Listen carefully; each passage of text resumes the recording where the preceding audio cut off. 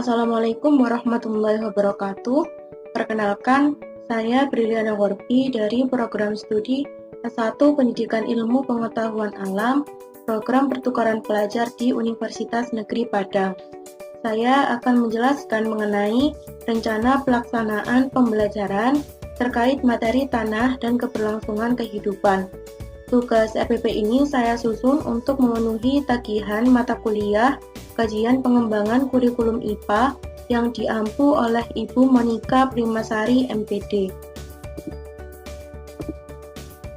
Baiklah, yang pertama ini ada identitas RPP, yang mana dalam identitas RPP itu terdiri dari beberapa komponen seperti sekolah, mata pelajaran, kelas atau semester, materi pokok, dan juga alokasi waktu. Untuk materi pokok seperti yang telah saya sebutkan di awal, di RPP ini materi pokoknya terkait tanah dan keberlangsungan kehidupan yang ditempuh pada kelas 9 semester genap. Kemudian untuk alokasi waktunya, sini saya menggunakan 14 JP dengan ada yang pertemuannya itu 3 JP dan ada yang 2 JP. Untuk total pertemuannya itu ada 6 kali pertemuan. 1 JP-nya ini dengan lama waktu 40 menit. Kemudian untuk kompetensi dasar di RPP saya ini ada KD 3.9, yaitu menghubungkan sifat fisika dan kimia tanah, organisme yang hidup dalam tanah, dengan pentingnya tanah untuk keberlanjutan kehidupan. Kemudian KD 4.9 yaitu menyajikan hasil penyelidikan tentang sifat-sifat tanah dan pentingnya tanah bagi kehidupan. Untuk indikator pencapaian kompetensinya ini telah saya sesuaikan untuk tiap-tiap pertemuannya dan juga saya menyesuaikan IPK-nya ini dengan yang ada di silabus karena yang ada di silabus itu telah sesuai dengan materi pokok tanah dan keberlangsungan kehidupan. Di sini di pertemuan ke-1, materi yang dibahas itu terkait peran tanah bagi kehidupan sehari-hari dan juga jenis-jenis tanah berdasarkan tekstur tanah dan ada sifat tiap-tiap jenis tanah. Di pertemuan kedua, materi yang dibahas adalah organisme yang hidup di permukaan dan di dalam tanah. Kemudian ada peran organisme tanah dan keterkaitan antara peran organisme tanah dengan struktur dan tekstur tanah. Kemudian di pertemuan ketiga, materinya membahas mengenai proses pembentukan tanah, faktor-faktor yang memengaruhi proses pembentukan tanah, ada juga lapisan-lapisan tanah dan karakteristik tanah, serta keterkaitan antara karakteristik tanah dengan lapisan-lapisan tanah. Kemudian di pertemuan keempat, ini materi yang dibahas terkait komponen penyusun tanah, kemudian keterkaitan peran makhluk hidup terhadap ketersediaan mineral dalam tanah. Nah, selain itu, di pertemuan keempat ini, untuk KD keterampilan 4.9, ada mengidentifikasi tingkat kesuburan tanah berdasarkan sifat fisika dan sifat kimia tanah. Kemudian untuk pertemuan kelima, atau pertemuan terakhir yang membahas tentang materi, ini materi yang dibahas adalah faktor-faktor alam yang menyebabkan hilangnya nutrisi dalam tanah, kemudian ada upaya pencegahan hilangnya nutrisi dalam tanah, dan yang terakhir ada mengidentifikasi berbagai komponen tanah yang berada di lingkungan. Kemudian yang selanjutnya adalah tujuan pembelajaran. Nah, untuk tujuan pembelajarannya ini harus disesuaikan dengan jumlah indikator yang sebelumnya telah saya jelaskan, di mana ada 15 indikator pembelajaran untuk KD yang pengetahuan dan 1 indikator yang terkait dengan keterampilan, sehingga total tujuan pembelajaran di sini ada 16. Di pertemuan ke-1 ini ada 3 tujuan pembelajaran, kemudian di pertemuan kedua ada 3 tujuan pembelajaran juga, di pertemuan ketiga ada 4 tujuan pembelajaran, di pertemuan keempat ini ada 2 tujuan pembelajaran yang berasal dari KD pengetahuan dan 1 tujuan pembelajaran yang berasal dari KD keterampilan. Untuk tujuan pembelajaran KD keterampilannya ini adalah peserta didik dapat mengidentifikasi tingkat kesuburan tanah berdasarkan sifat fisika dan sifat kimia tanah melalui kegiatan pengamatan dan diskusi kelompok dengan teliti. Kemudian, tujuan pembelajaran di pertemuan kelima ini ada 3. Dan untuk pertemuan ke-6 akan dilaksanakan ulangan harian dengan materi tanah dan keberlangsungan kehidupan.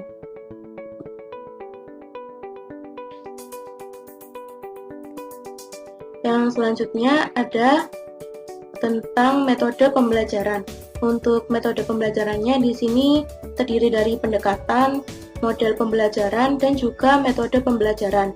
Untuk pendekatannya saya memilih menggunakan scientific learning. Mengapa saya menggunakan scientific learning?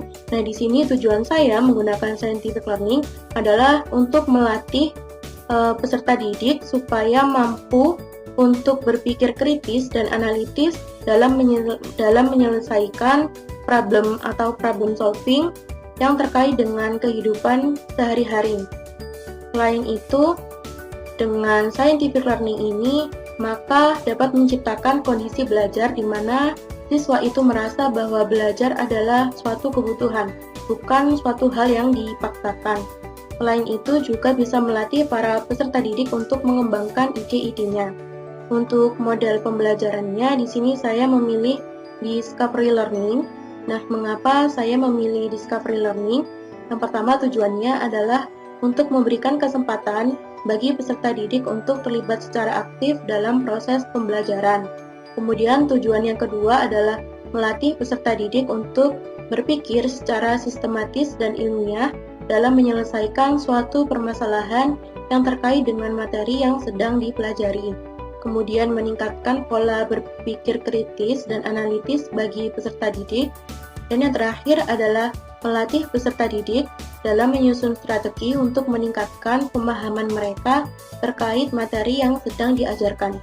Jadi dengan model pembelajaran discovery learning ini, peserta didik itu dituntut untuk bisa mengkonstruk atau membentuk pengetahuannya secara mandiri, dan guru itu hanya berperan sebagai fasilitator. Kemudian untuk metode pembelajarannya ada pengamatan, diskusi, tanya jawab, dan penugasan. Dengan adanya pengamatan ini, siswa bisa menggali informasi atau memperoleh data-data hasil pengamatan yang diperlukan sesuai dengan materi yang sedang dipelajari, sehingga siswa bisa memperoleh pengalaman yang secara nyata atau secara langsung. Kemudian dengan diskusi ini diharapkan kemampuan siswa untuk kolaborasi dan juga komunikasi dengan teman sesama kelompoknya itu bisa berkembang dengan baik. Kemudian ada tanya jawab, itu misalnya guru memberikan pertanyaan-pertanyaan pancingan kepada siswa dengan tujuan untuk menggiring siswa itu lebih memahami materi yang sedang diajarkan. Kemudian ada penugasan. Penugasan ini biasanya diberikan di akhir kegiatan pembelajaran. Kemudian untuk media pembelajarannya di sini untuk pertemuan ke-1, media pembelajarannya ada buku siswa IPA kelas 9 semester 2 dan juga ada LKPD 1 yang terkait identifikasi jenis dan sifat tanah. Untuk alat dan bahannya itu tanah di sekitar lingkungan sekolah, ada cangkul, meteran, timbangan, kantong plastik, dan juga kertas koran. Kemudian di pertemuan kedua, media pembelajarannya juga masih ada buku siswa IPA kelas 9 semester 2, kemudian ada LKPD 2 yang terkait dengan peran tanah dan organisme tanah, dan juga ada gambar macam-macam organisme tanah.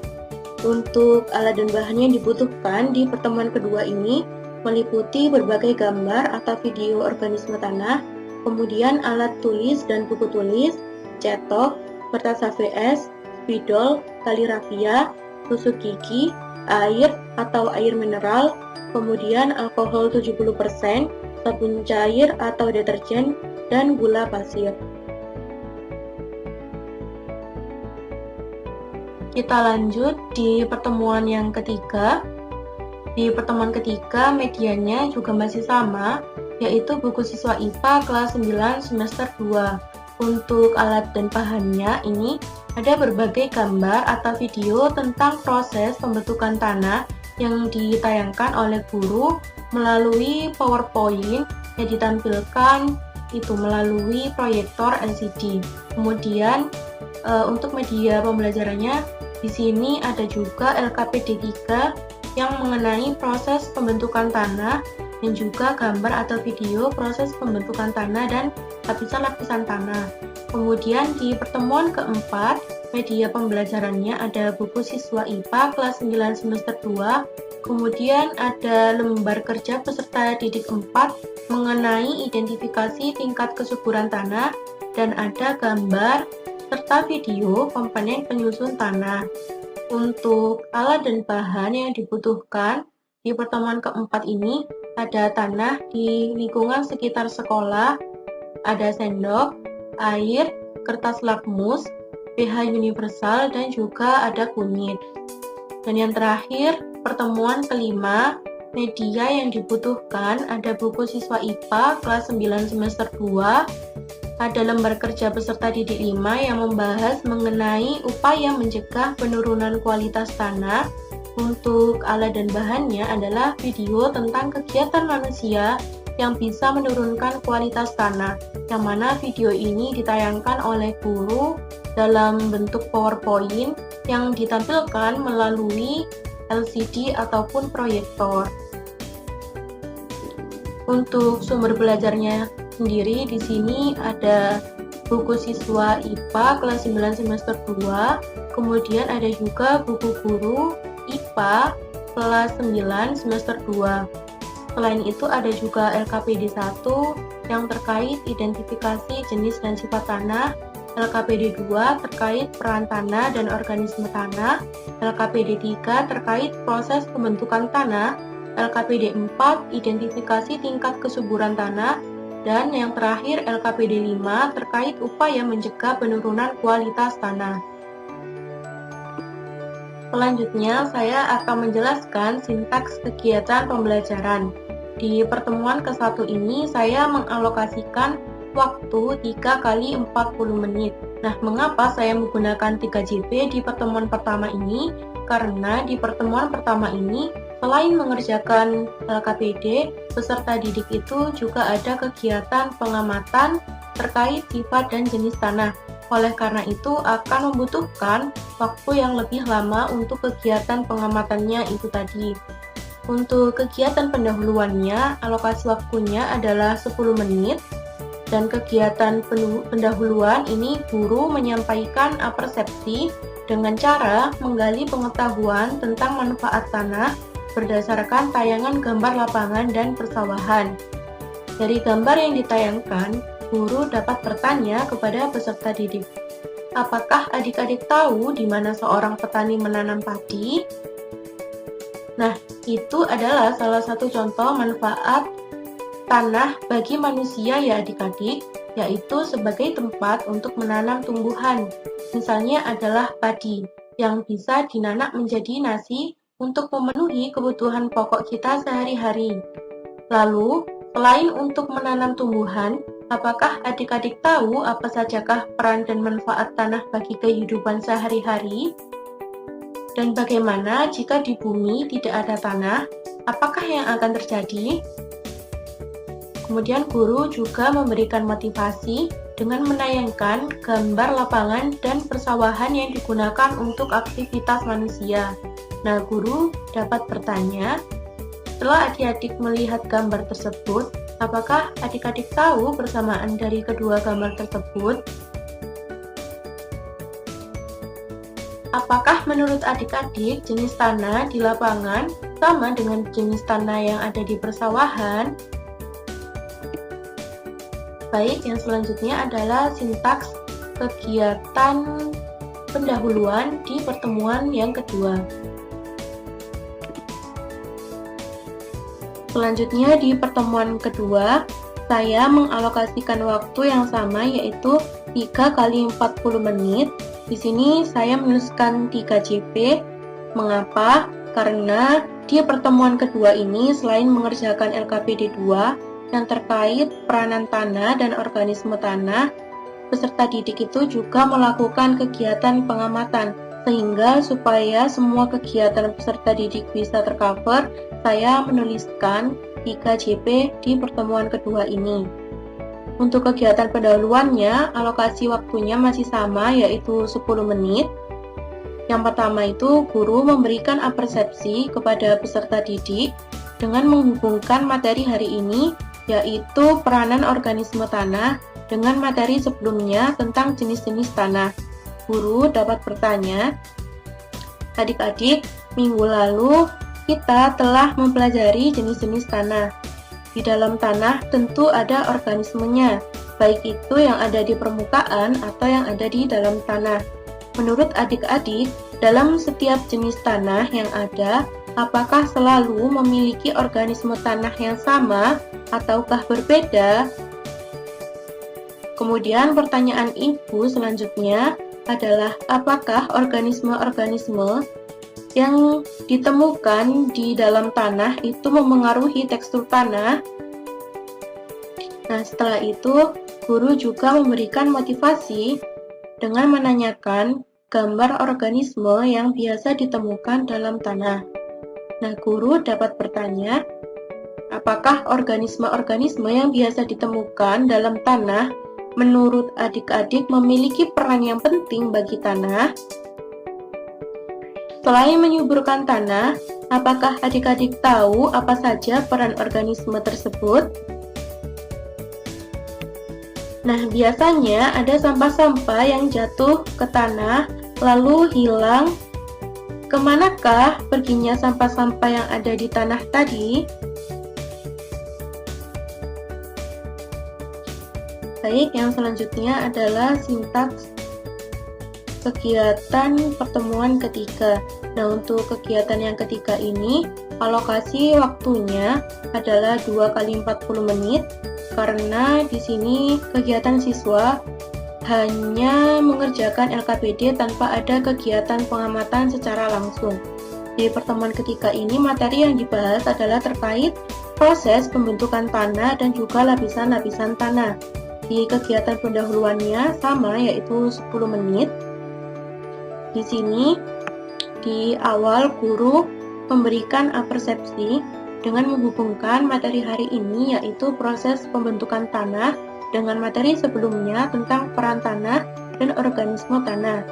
Guru dapat bertanya, tanah terbentuk melalui proses pelapukan batuan dan penguraian bahan organik. Lalu, menurut adik-adik, bagaimanakah proses pelapukan batuan dan penguraian bahan organik bisa terjadi? Benar ya jawaban adik-adik. Salah satu yang menyebabkan pelapukan batuan dan penguraian bahan organik adalah dengan adanya aktivitas mikroorganisme di dalam tanah. Nah, setelah itu, guru juga memberikan motivasi dengan memperlihatkan gambar proses pelapukan batuan dan penguraian bahan organik.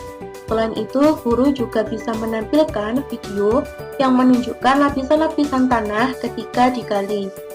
Nah, ketika video tersebut ditayangkan, guru dapat bertanya,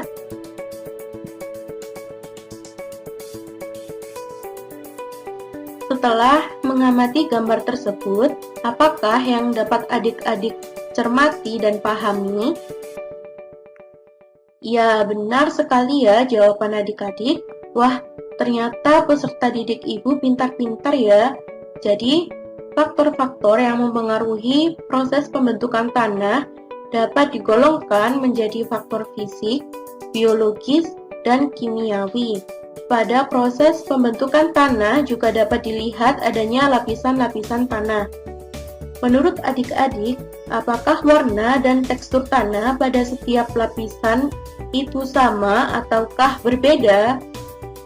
Bagaimana warna dan tekstur tanah mempengaruhi karakteristik tanah pada setiap lapisannya?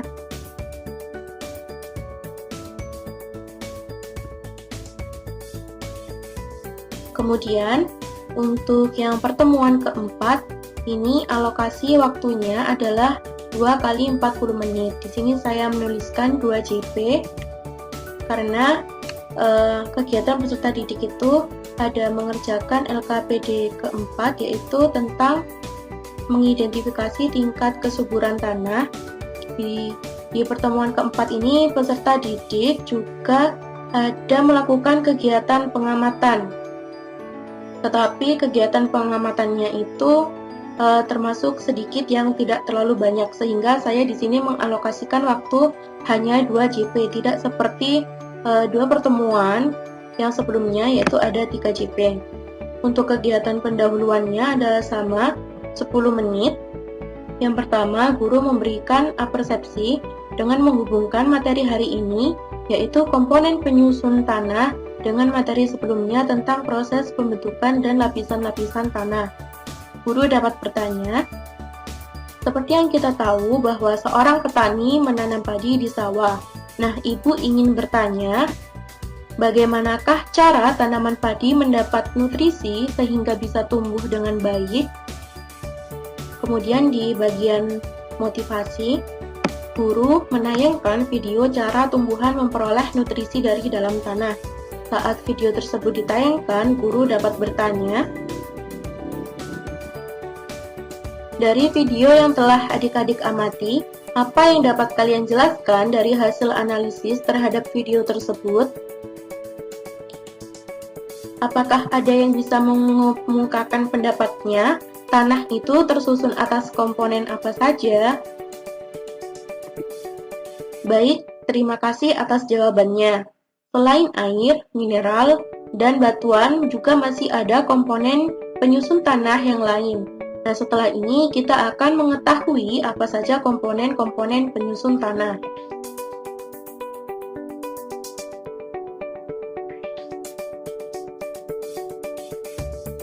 Dan selanjutnya, di pertemuan kelima, sintaks kegiatan pembelajarannya. Di sini saya mengalokasikan waktu 2 kali 40 menit di pertemuan kelima ini.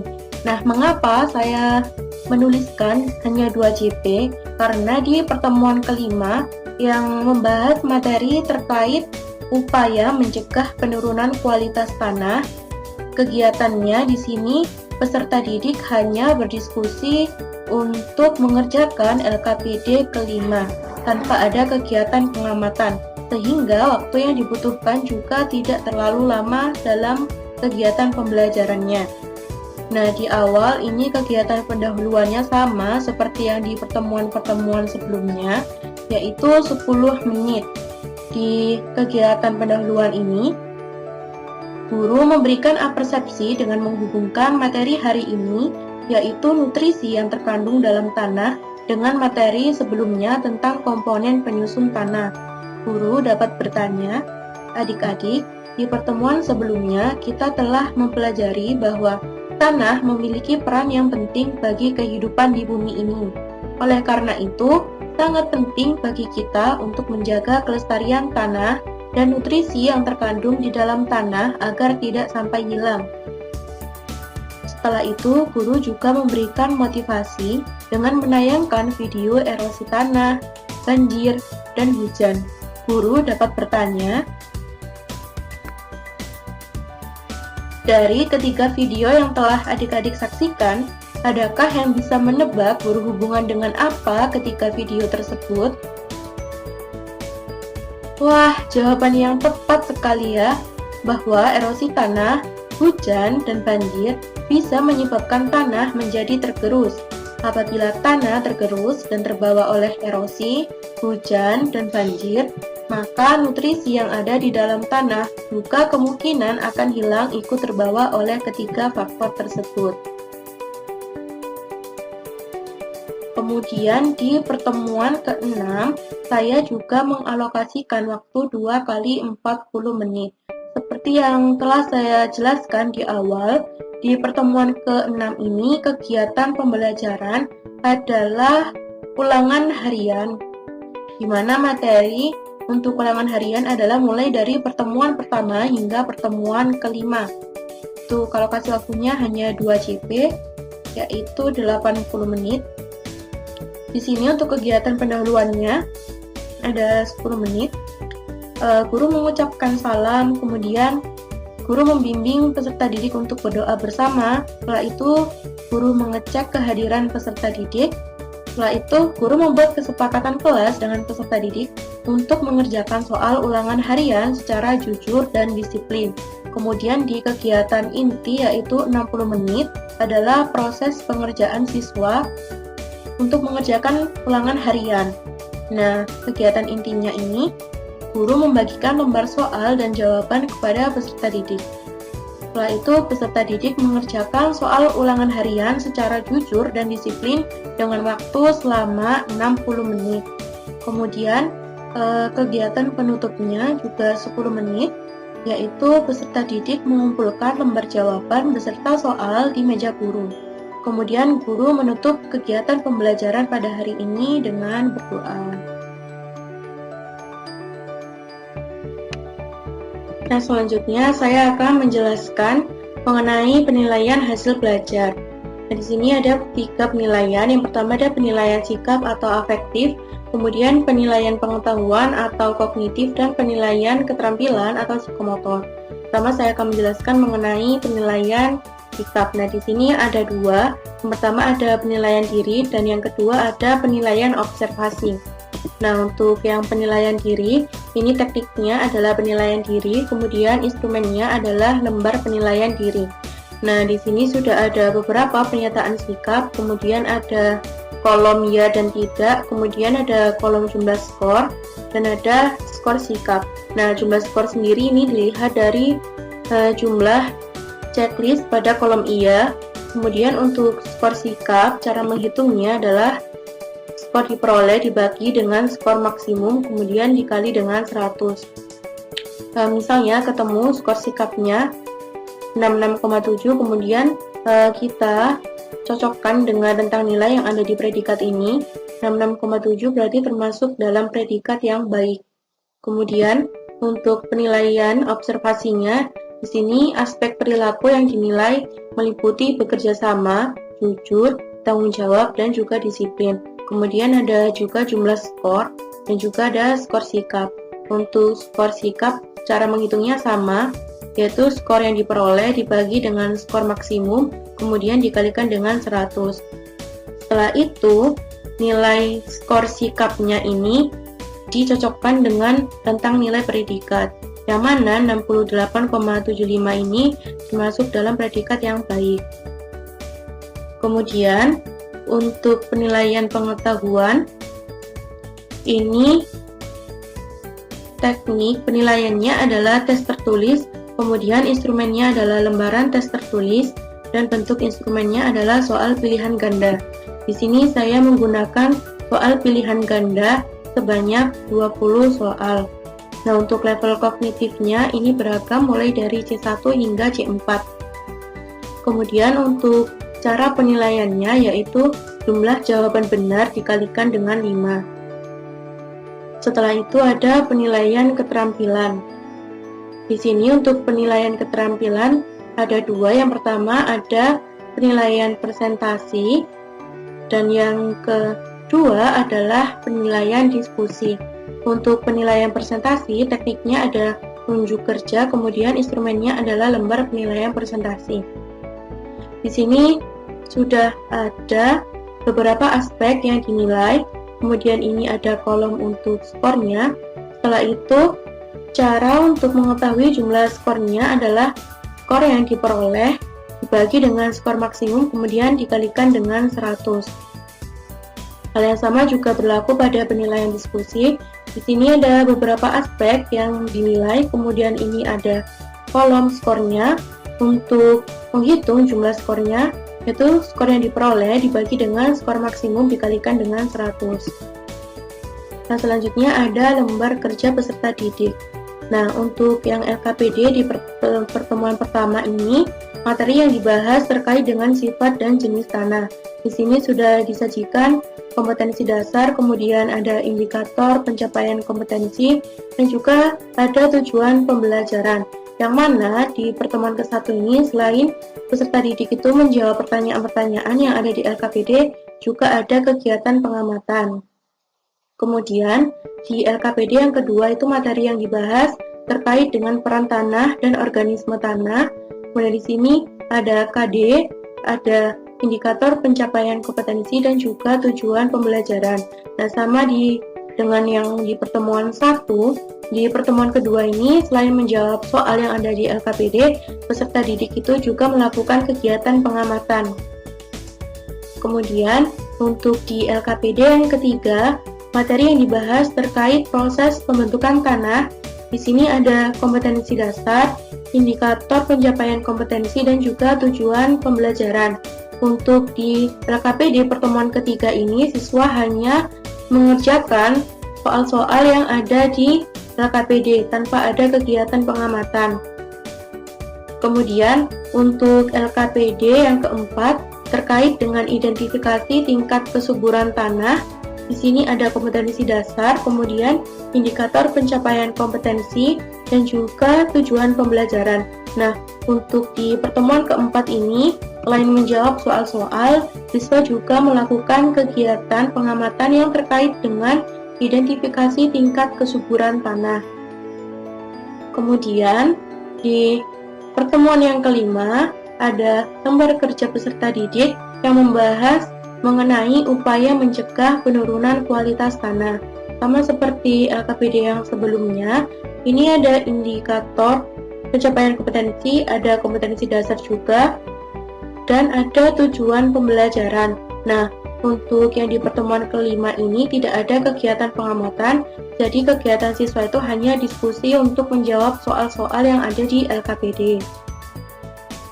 Sekian yang dapat saya jelaskan terkait dengan rencana pelaksanaan pembelajaran yang telah saya buat terkait materi tanah dan keberlangsungan kehidupan. Kurang lebihnya saya mohon maaf. Terima kasih dan wassalamualaikum warahmatullahi wabarakatuh.